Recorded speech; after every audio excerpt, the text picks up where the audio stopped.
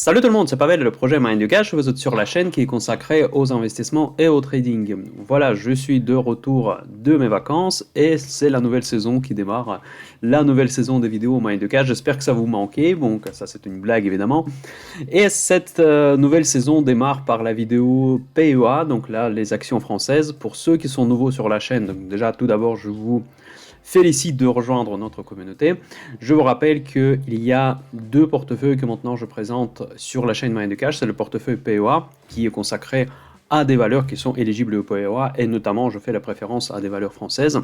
Et le deuxième portefeuille, c'est le portefeuille rentier, portefeuille des valeurs étrangères, mais non seulement, parce qu'évidemment on peut y mettre aussi des valeurs françaises, mais c'est un portefeuille qui est destiné à la perception des dividendes ou bien les revenus passifs à partir de la bourse. Voilà, donc aujourd'hui, c'est la vidéo PEA. Une fois par mois, je fais une vidéo pour chacune de ces deux rubriques.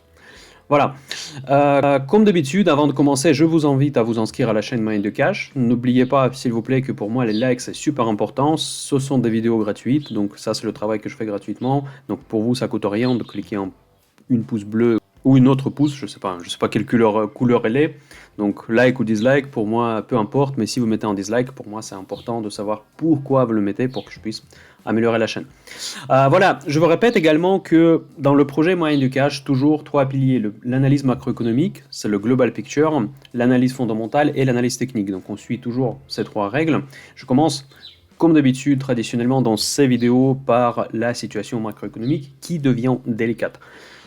Il y aura une vidéo demain matin, le dimanche matin, notre fameux café du dimanche, que c'est une des rubriques les plus aimées de la chaîne Mind du Cash, donc, où nous faisons toutes les semaines le point macroéconomique, où je vous parle des tendances boursières, de mon sentiment de marché, de mes analyses de la situation économique globale.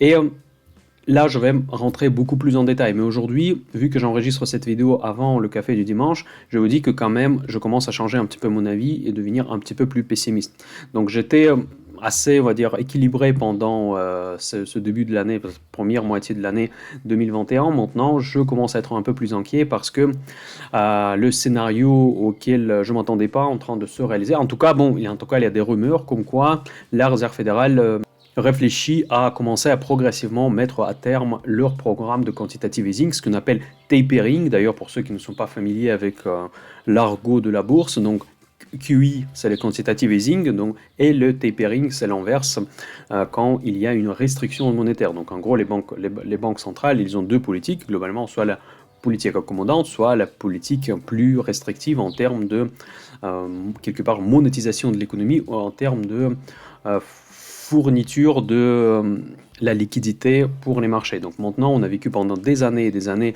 dans les circonstances d'une liquidité abondante sur les marchés. Et maintenant, nous allons probablement devoir vivre dans les conditions différentes où il y aura moins de liquidité sur le marché.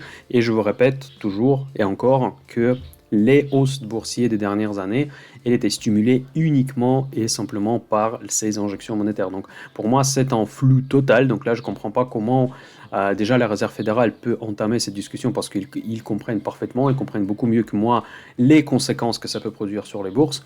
Mais s'ils sont confiants, donc il nous reste uniquement de croire à Jerome Powell et ses collègues. En tout cas, pour moi, je suis très vigilant actuellement, donc c'est très difficile de choisir les actions en bourse. Aujourd'hui, nous sommes dans la situation quand il y a un problème, donc parce qu'il y a l'inflation, surtout à cause de programme Biden de 1,9 trillion de dollars, donc vraiment un programme qui a dépassé toutes les attentes en termes de générosité, on va dire générosité de point de vue économique. Et ce programme, davantage, il stimule les tensions inflationnistes dans l'économie américaine, dans la première économie qui impacte tout le monde entier. Et donc, pour moi, cette situation, elle est très délicate. Je commençais à couvrir mon portefeuille avec les protections, donc avec les hedges, donc une vidéo que j'ai enregistrée pendant mes vacances. Vous pouvez aller la revoir. De quoi s'agit-il? Donc, j'ai essayé de minimiser les positions dans mon portefeuille, mais je n'ai pas trouvé grand-chose à vendre parce que les actions que j'achète en général, j'aime bien, je veux bien les garder un peu plus longtemps. Et donc, du coup, j'ai décidé d'utiliser cet instrument de hedging, ce qu'on appelle parfois, pour protéger mon portefeuille. Pour le portefeuille PEA et le portefeuille rentier, vu que ce sont des portefeuilles destinés à des investisseurs très long terme et des personnes qui sont soit novices, soit confirmées, mais pas vraiment des personnes qui sont très avancées en bourse, parce que si vous êtes très avancé, si vous êtes trader professionnel, vous avez probablement soit pas besoin du tout de moi, soit vous avez peut-être besoin de moi pour avoir un avis externe, mais en tout cas, vous n'avez pas besoin de mes idées, on va dire, pour faire un choix dans des investissements. Pour ces deux portefeuilles, je ne propose pas ces stratégies de hedging, parce que moi, je les considère un peu spéculatives. Donc, et si vous avez peur, si vous pensez aussi comme moi que les marchés peuvent vivre certaines turbulences, vous pouvez tout simplement réduire les positions dans votre portefeuille. Voilà, donc ça, c'est concernant l'image macro. Bon, le marché, il est encore euphorique, même si c'est une journée de correction. J'enregistre cette vidéo, je vous rappelle, le jeudi soir.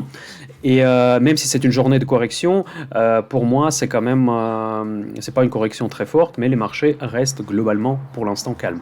Mais si vous êtes un investisseur déterminé, si vous avez pris les bonnes habitudes d'investir régulièrement, donc cette rubrique est pour vous. Parce que cette rubrique, tous les mois, nous achetons 2 actions. Quoi qu'il arrive, quelle que soit la situation économique, quelles que soient mes anticipations, peut-être j'aurai tort et les marchés vont continuer à monter. Et dans ce cas-là, la stratégie d'acheter les actions régulièrement tous les mois, c'est une stratégie qui a fait ses preuves dans la durée, même si moi-même je ne la suis pas pour moi, mais parce que j'aime bien le challenge, j'aime bien faire le stock picking et parfois faire quelques trades spéculatifs. Mais je ne le recommande pas évidemment si vous voulez rester conservatif. Donc, nous allons suivre notre stratégie pour ces 2 portefeuilles et aujourd'hui aussi, malgré tout, nous allons acheter encore 2 nouvelles actions dans notre portefeuille PEA. Mais avant de présenter ces 2 actions que je vous proposerai aujourd'hui, on va jeter un œil sur le portefeuille actuel, à quoi il ressemble. Donc ça, c'est notre fameux Guru Focus. Encore une fois, un petit rappel pour ceux qui viennent de rejoindre la chaîne Mind the Cash que ce sont les montants théoriques. Je pars du principe que j'investis soit 500 €, soit 1000 € par mois, à peu près. Donc après, vous allez pouvoir ajuster selon votre capacité d'épargne. Donc vous pouvez mettre 10 000 si vous voulez.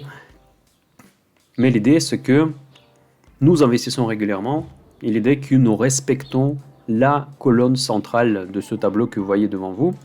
Une colonne qui correspond au value weighting, c'est le poids de chacune des valeurs dans votre portefeuille. Donc le poids de chacune des valeurs, pourquoi c'est si important? C'est tout simplement la base de risk management. Je vous répète chaque fois que le risk management, c'est la clé au succès. Donc d'ailleurs, il y a un livre qui est assez connu de Jack Schwager qui interviewe à peu près 10 ans en fait, les grands gérants de fonds, vraiment les gérants à grand succès, donc y compris Ray Dalio, il y a compris d'autres en fait. Et ces interviews sont super intéressantes, j'adore, c'est un de mes livres préférés. Et à chaque fois, dans ces livres même, à partir des livres dans les années 80, les années 90 et les années 2000, chaque fois, elle fait le constat que les bons traders, les bons investisseurs, avant tout, ce sont les bons risk managers. Et donc, c'est pour ça que je vous invite vraiment à vous concentrer sur le risk management, parce que si vous vous trompez, vous allez vous tromper de toute façon quand vous investissez en bourse. Moi, je me suis trompé beaucoup de fois. Donc, même pendant cette chaîne, quand je vous présente mes positions, il y en a dans beaucoup de cas, je me suis trompé. Mais en tout cas, à partir du moment quand votre erreur ne pèse pas beaucoup sur votre patrimoine, imaginons que votre patrimoine est 100% centré sur ce portefeuille boursier. Donc, si vous avez bien géré votre position, la taille de votre position, dans ce cas-là, cette perte, ce déconvenu ne va pas vraiment vous décevoir tellement si vous avez bien géré votre risque de portefeuille. Vous voyez, comme d'habitude, je fais beaucoup de blablabla. Je vais essayer de passer rapidement sur le portefeuille. Donc, j'ai trié ici par le poids, justement pour commencer par des valeurs les plus... qui impacte le plus notre profit and loss. Donc la première valeur que je vais faire rentrer d'ailleurs le mois dernier, c'est Amadeus IT, c'est un spécialiste de automatisation du secteur de tourisme. Après, j'ai présenté cette valeur dans la vidéo précédente de la catégorie PEA, je ne vais pas trop passer le temps là-dessus, mais nous sommes déjà à 5%, donc ça c'était mon pari sur la réouverture. Cette entreprise était excellente, ça fait plusieurs années qu'il est dans mon shortlist, et donc là, enfin, j'ai franchi le pas, et j'ai acheté pour carrément 2%,3 parce que ce sont des valeurs valeurs reprises, réouvertures qui peuvent monter vite, mais c'est pas la seule raison. C'est aussi la raison parce que au niveau des frais, en fait, il est coté sur un marché, j'achète sur DEGIRO, comme beaucoup d'entre vous d'ailleurs. D'ailleurs, j'ai oublié de vous dire qu'il y a la chaîne Telegram, en fait, à laquelle vous pouvez vous inscrire. Il y a beaucoup de monde, il y a beaucoup de discussions intéressantes. Franchement, si vous voulez suivre le projet Mind je pense que c'est une des meilleures façons de le faire, après s'inscrire à mes vidéos, évidemment. Mais et justement, en parlant avec notre communauté sur la chaîne Telegram, je sais que beaucoup d'entre vous utilisent DEGIRO, je trouve que c'est un très bon broker, mais certaines valeurs sont disponibles uniquement sur certains marchés, et ces marchés ont des frais de courtage élevés, et du coup j'ai dû dépasser en fait quelque sorte ma stratégie classique. Et j'ai acheté un peu plus que d'habitude en fait. En gros, voilà. Donc, ma position actuelle représente à peu près 1200 €. Et ça, c'est ma plus grosse position actuellement dans le portefeuille. Ensuite, Danone. Danone, actuellement, il me fait 3%. Donc, ça, c'est la deuxième plus grosse position. Récente acquisition aussi. Et d'ailleurs, 3% pour une valeur comme ça sur 2 mois. Je crois qu'il y a 2 mois que je l'ai acheté. C'est un très bon. C'est très bien. Voilà. Donc.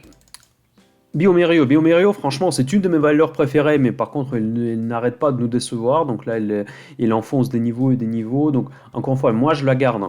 Beaucoup sont ceux qui me posent la question, qu'est-ce qu'on fait avec bioMérieux? Est-ce qu'il faut toujours la garder? Je sais qu'elle est chère. Il y avait beaucoup de primes Covid, ce qu'on va dire. Mais ce portefeuille, encore une fois, comprenez-moi bien, parce que ce portefeuille que je présente ici, il est destiné à des personnes qui veulent se projeter avec ce portefeuille, avec ces investissements à très long terme. Donc, je ne veux pas dire la phrase banale qu'une fois que j'ai commencé à perdre, donc ça devient du long terme. Je n'ai pas prévu, vous savez parfaitement que je n'ai pas prévu de spéculer sur cette valeur. Quand je l'ai acheté, je disais clairement que cette valeur, elle est chère.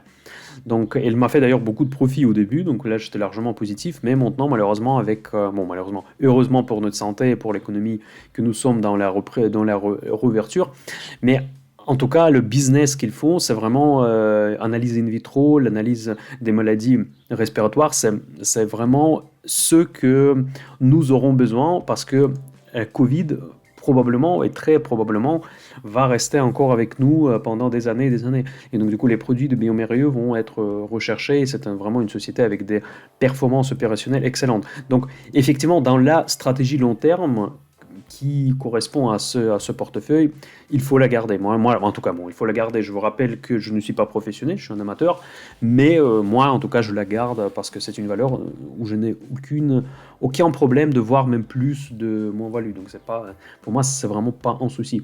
Ça perturbe le PNL, malheureusement. Donc, en fait, ça impacte beaucoup mon portefeuille parce que c'est quand même la troisième ligne. Mais bon, c'est la vie. Donc franchement, je ne m'inquiète pas du tout pour bioMérieux. Je m'inquiète pour d'autres valeurs éventuellement, mais pas pour bioMérieux. Rubis, donc le pétrole est au top, donc là il ne rebaisse pas, même si je suis très vigilant par rapport au pétrole, même plus vigilant que par rapport au marché. Je pense qu'à un moment donné il va s'écrouler, c'est pour ça que j'ai pas acheté une valeur purement pétrolière, mais c'est une valeur qui est exposée aussi sur GNL, sur les stockages des matières premières, parce qu'ils ont plusieurs activités qui peuvent sécuriser éventuellement en cas de chute des marchés de pétrole. Ensuite, je suis aussi un petit peu obsédé en fait par des valeurs semi-conducteurs. Voilà, je cherchais un mot, je sais pas quoi. Vous voyez, après mes vacances, j'ai un petit peu perdu l'habitude. Donc voilà, donc les valeurs semi-conducteurs, pour moi, c'était la stratégie phare pour l'année 2021. Je vous ai déjà dit depuis le début de l'année, je crois que dans ma vidéo après Noël, je disais que je vais investir dans les semi-conducteurs cette année, donc STMicro. C'est top. Pour moi, je la garde, évidemment. 1%, c'est pas grand-chose, mais quand même, c'est une belle valeur. Et d'ailleurs aussi, juste pour ceux qui s'intéressent aux options, parce que je n'ai déjà parlé, que je suis en train de préparer en groupe avec une formation sur les options qui sera prête, j'espère, cet été. Et STMicro, c'est une des valeurs que j'utilise le plus souvent, probablement, pour vendre les puts. Les options put et me générer des revenus passifs avec des options. Mais ça sera un sujet, c'est une des stratégies optionnelles, il y en a beaucoup plus d'autres en fait qui sont très intéressantes que nous allons aborder dans le groupe Option Invest que je suis en train de préparer. Voltalia et Néon, ce sont des sociétés de l'énergie renouvelable, donc je suis à moins 5,5% sur Néon, Voltalia moins 1%. Bon, je sais qu'il y en a beaucoup aussi sur Telegram, j'ai vu que beaucoup s'inquiètent de la baisse récente de Néon. Donc là, je l'ai acheté quand même assez bas déjà, donc même si je suis à moins 5%, c'est pas, il y en a certains qui vont acheter beaucoup plus cher, pardon. Même moi, opérationnellement, si vous voulez, après évidemment, ça dépend du niveau de votre PRU, mais je n'ai aucune inquiétude, encore une fois, un peu comme pour Biomerio, même si ce ne sont pas des profils comparables.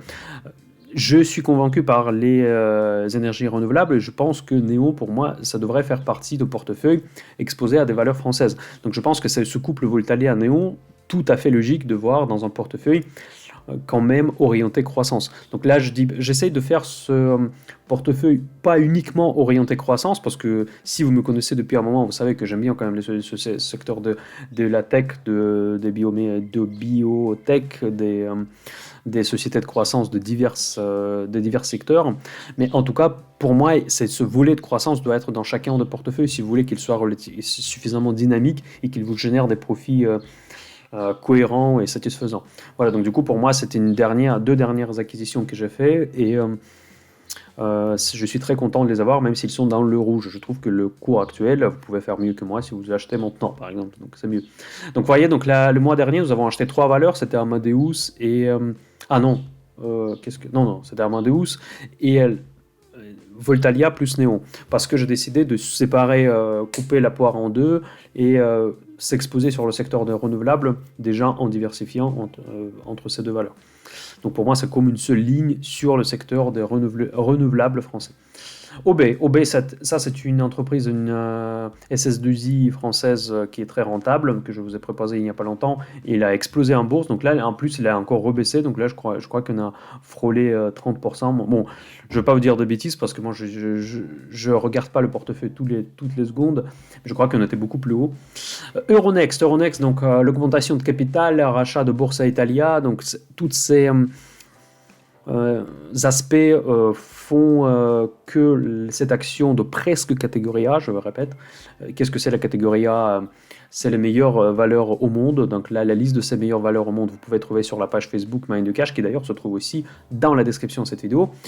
Et c'est pas vraiment catégorie A, mais pour moi, c'est l'entrée de gamme pour la catégorie A.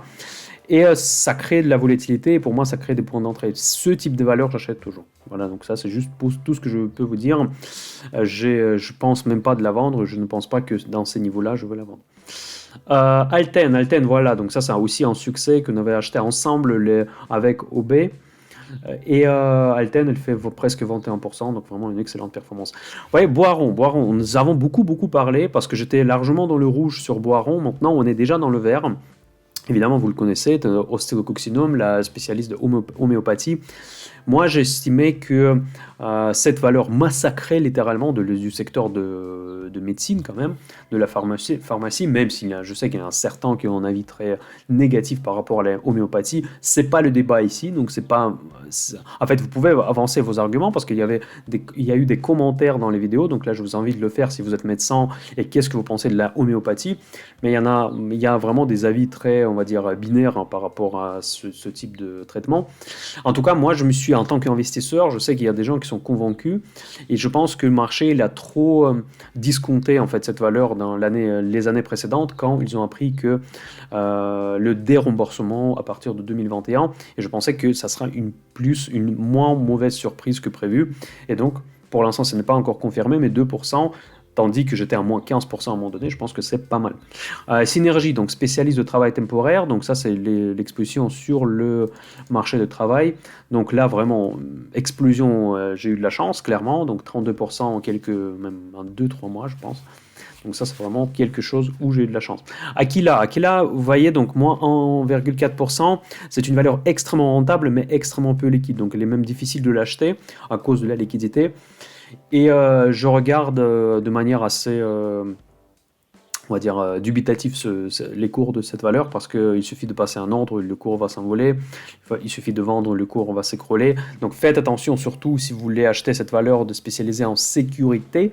C'est pas la sécurité IT, mais c'est la sécurité vraiment physique, protection des maisons. En fait, c'est une espèce d'un regroupement de différentes entreprises spécialisées dans ce secteur et elle fait de la coordination. Les chiffres opérationnels sont top et les côtés, mais bon, il y a peu de flottant, il y a peu de liquidité. Faites-vous accompagner par un spécialiste si vous voulez acheter une telle valeur. Ou bien inscrivez-vous au Telegram, Mind2Cash, vous pouvez poser la question, que ce soit moi qui va pouvoir répondre, ou soit quelqu'un, il y en a d'autres personnes qui sont très compétentes, qui vont probablement pouvoir vous aider pour comment acheter ces valeurs, ne pas se faire allumer sur les cours d'entrée. Pharmagest Interactive, donc là j'étais à plus 50%, j'aurais perdu tout le PNL, mais j'ai pris la décision de la garder. Encore une fois, c'est une valeur de conviction, c'est une valeur qui est spécialisée dans l'automatisation du secteur pharmaceutique. Donc ça c'est l'automatisation des pharmacies, donc des feuilles de soins électroniques, ce genre de choses. Quelque chose qui manque vraiment en France, je trouve. Voilà, Total Énergie, donc Total Énergie, je sais pas, parce que là, ici, sur Guru Focus, on peut montrer ou pas les positions fermées, parce que c'est Total que j'ai fermé il y a déjà quelques temps. Beaucoup m'ont critiqué pour cette vente, parce que je sais que vous aimez bien Total, mais j'aime bien aussi, mais j'ai déjà beaucoup parlé de Total, mais j'étais mal interprété quand j'ai vendu Total, parce que tout le monde croyait que j'aime pas cette entreprise, mais non, j'aime pas le pétrole, mais pas Total. Total, au contraire, je trouve qu'au sein de ce secteur, c'est une des valeurs avec de la vision, avec la philosophie la plus adaptée au monde, la plus réaliste. Voilà, donc ils comprennent que le pétrole c'est fini, et bon c'est fini, bon c'est pas fini, encore une fois je vais être mal interprété, mais ça va être fini un jour. Ils savent que ce jour va inévitablement arriver, et ils essaient de se diversifier. Justement, quand vous investissez sur Total, vous investissez également aussi sur des énergies renouvelables. Bon voilà, et maintenant nous arrivons au sujet principal de cette vidéo, c'est les nouvelles valeurs que nous allons acheter ce mois-ci, que moi je vais acheter ce mois-ci, après vous, c'est comme vous voulez. Et un autre point, on ne m'a pas critiqué uniquement pour Total, moi critiqué également pour ma non-exposition, mon manque d'exposition sur le secteur financier. Et j'ai choisi de corriger ce problème parce que PEA, ça c'est un portefeuille qui est destiné à un grand nombre de personnes, en fait, que ici je dois respecter les règles de diversification, la diversification cross-sectorielle. Par exemple, pour mon portefeuille personnel que je n'expose plus sur la chaîne Mind2Cash, je respecte moins cette règle de base. Mais ici, avec le portefeuille PEA, je prétends avoir un portefeuille qui est adapté à le plus grand nombre de personnes. Et donc, du coup, j'ai décidé de diversifier mon portefeuille avec des valeurs financières. Et cette fois, je vais commencer par l'assurance et pour Banque Assurance. Donc, la première société où je voudrais investir ce mois-ci, ça sera CNP Assurance. La question logique à se poser, pourquoi j'ai décidé à commencer d'investir dans le secteur financier à travers les assurances? Eh bien, les assurances sont très sensibles au taux d'intérêt. Et aujourd'hui, si on croit, on va dire, à l'hypothèse que la Réserve fédérale va arrêter les QI, va faire ce qu'on appelle le tapering, comme je viens de vous expliquer, dans ce cas-là, cela veut dire que les taux d'intérêt, un jour, vont probablement remonter. Et ça va donner des avantages à long terme à des sociétés de l'assurance. Je ne vous cache pas que ce n'est pas nécessairement mon scénario de base, ça peut paraître incohérent, mais en tout cas, je voudrais me diversifier par rapport à ce scénario des marchés, parce que évidemment, je peux me tromper, donc probablement les taux vont remonter, même si je ne pense pas que ça va arriver.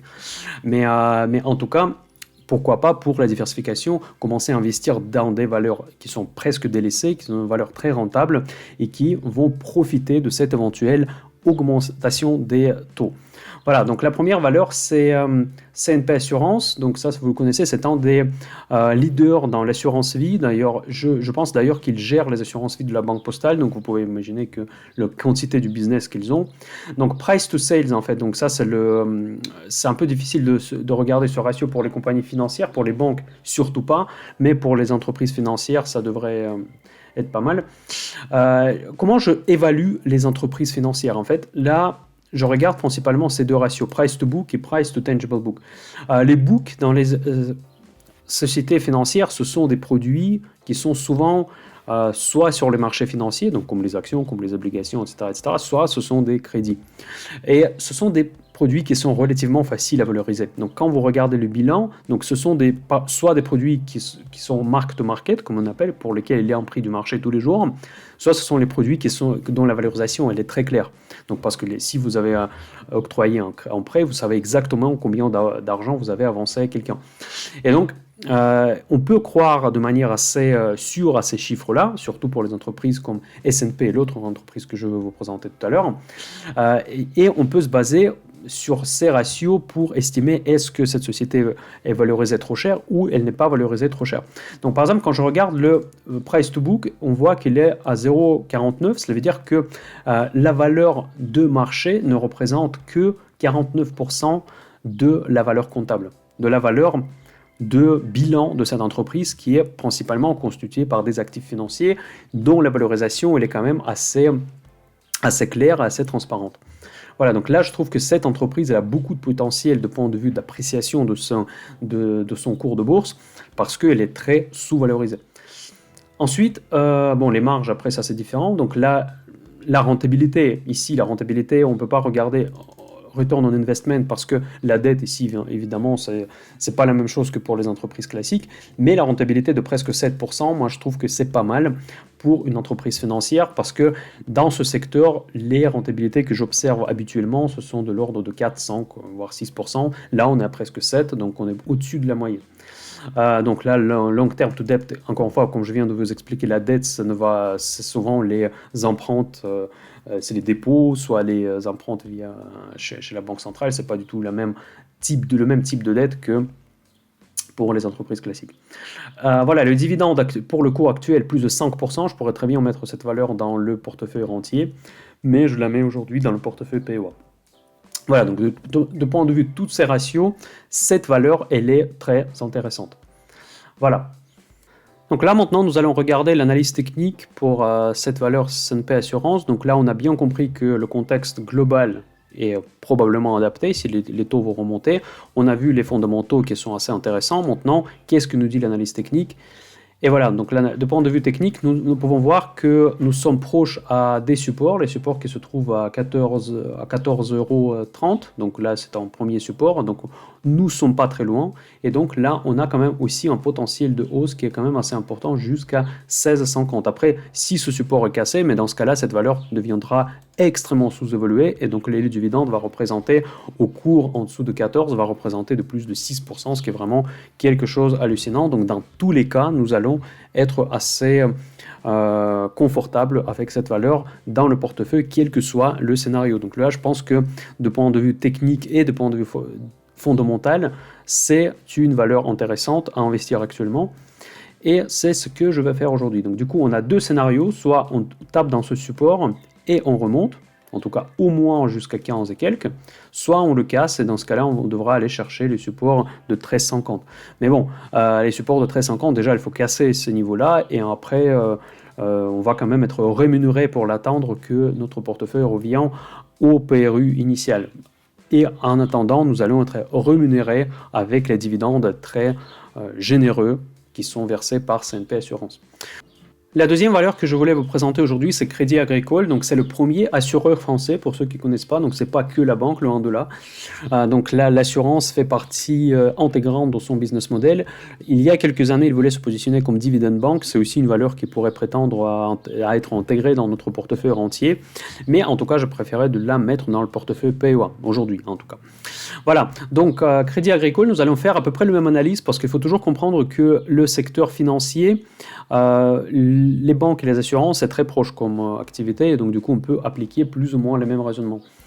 Et sauf que bon, la sensibilité au taux elle est pas non pareille pour les banques et pour les assurances. Pour l'assurance, ils sont un peu plus affectés parce qu'ils sont exposés principalement sur le marché obligataire. Et le marché obligataire, vu qu'il ne rémunère quasiment pas le risque, donc pour les assurances, l'impact des taux bas sera certainement plus important que pour les banques. Voilà, donc là, si nous regardons les mêmes ratios, pareil, donc Crédit Agricole, il est valorisé à 55% seulement de leur bilan, donc du coup, il a une sacrée marge de manœuvre pour appréciation du cours de bourse, au moins pour rejoindre sa valeur comptable, donc ça, c'est déjà un très bon point. De point de vue de la rentabilité. Vous voyez, quand je viens de vous dire, c'est que les rentabilités classiques, on va dire, dans ce secteur, c'est entre 4 et 6%. Donc là, on est presque au milieu, donc ça, c'est pas trop mal, ni bien ni mauvais. En tout cas, nous sommes dans les normes du secteur. Et les dividendes au cours actuel sont très largement confortables. Donc on a 6% et demi presque, la moyenne 4,7. Donc du coup, ils ont bien pris la place d'une banque, dividend bank, comme voulait le management il y a encore quelques années. Maintenant, nous allons regarder l'image technique pour Crédit Agricole. Bon, ici, l'image technique, elle ressemble vachement sur ce qu'on vient de voir pour CNP Assurance. Donc là, j'ai l'impression vraiment d'acheter des valeurs avec des profils très similaires. Donc là, on est également très proche au support, mais en cas de cassure de support, on peut retomber sur les 11 et voire passer en dessous. Mais ça, c'est en cas, encore une fois, des crises financières que moi, je considère encore une fois, comme je vous ai dit au début de cette vidéo, je considère quand même probable. Donc du coup, je ne vais pas m'exposer énormément sur ces valeurs. Donc je pense que dans les normes de gestion de ce portefeuille, je vais investir 500 € dans chacune de ces valeurs. Donc 500 € dans S&P et 500 € dans Crédit Agricole. Donc je pense que cette position sera la plus raisonnable compte tenu des conditions actuelles. Vraiment, avec les incertitudes qui pèsent sur les marchés aujourd'hui, il ne faut pas se précipiter, il vaut mieux prendre le temps, garder le cash éventuellement pour saisir les opportunités si les marchés s'inversent en nous ouvrant plus d'opportunités. Comme ça, notre investissement régulier va nous venir en aide et nous permettra d'acheter des bonnes valeurs à des prix plus intéressants. Voilà, c'est tout pour cette vidéo. Finalement, j'étais assez court, donc pour moi, c'est rare parce que je suis très bavard. Je vous répète dans les grandes lignes ce qui était dit dans cette vidéo, que l'image macroéconomique que nous allons aborder demain matin dans le café du dimanche en détail, pour moi, elle est très inquiétante. Donc là, je pense qu'on peut vraiment vivre en retournement des marchés parce que les QI des banques centrales sont aujourd'hui exposés au risque. Donc ils peuvent, s'ils vont commencer à réduire la liquidité dans les marchés, dans ce cas-là, forcément, ça va impacter les cours boursiers qui sont valorisés trop cher et c'est très difficile de trouver des opportunités. Voilà, de point de vue de évolution de portefeuille, ça se passe pas trop mal. Donc on a vu que Boiron est repassé dans le vert. Donc la plupart des valeurs dans le portefeuille sont dans le vert également. Et la déception est évidemment bioMérieux, mais ce qui est compréhensible tout simplement parce que le Covid en train de perdre du terrain, et ce qui est bien évidemment, mais en tout cas pour bioMérieux, c'était une valeur Covid, donc du coup elle perd un petit peu sa prime. Notre investissement récent dans les énergies renouvelables pour l'instant ne paye pas, mais on ne perd pas énormément non plus, parce que pour ces valeurs-là, il faut s'attendre à la volatilité, mais pour tout le reste, globalement, ça se passe très bien pour notre portefeuille PEA, donc nous sommes plutôt bien placé par rapport au marché actuel et surtout les valeurs que j'ai mis dans le portefeuille, je suis assez confiant, même si les marchés s'inversent, même si les choses vont mal et la situation boursière se transforme spontanément, je serai quand même serein d'en garder ces valeurs dans mon portefeuille. Voilà, donc je vous donne le rendez-vous demain. N'oubliez pas de mettre un like avant de partir, c'est super important. Demain, on se verra pour le café de dimanche. Je vous souhaite tout le meilleur. Mind the Cash, à très bientôt. Bye bye.